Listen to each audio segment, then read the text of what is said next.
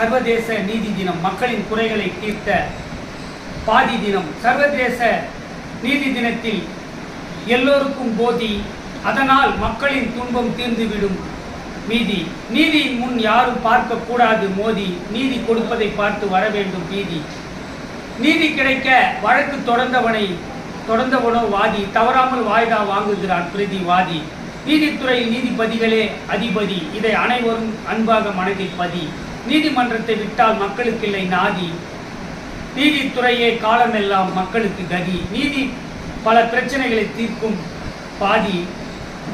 சர்வதேச நீதி தினத்தில் சபதம் ஏற்போம், பார்க்கக்கூடாது சாதி. நீதி கிடைக்க பாதிக்கப்பட்டவர்கள் வருகிறார்கள் வீதி, நீதித்துறையும் கைவிரித்தால் அவர்கள் தலை விதி.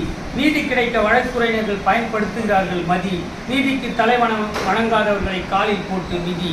நீதியே நில்லாமல் ஓதிக்கொண்டிருக்கும் நதி என்று சர்வதேச நீதி தினம் பற்றி போற்றி கவிதை தொகுப்பை வாசித்து முடிக்கிறேன். கவிஞர் பா. போத்ராஜ்.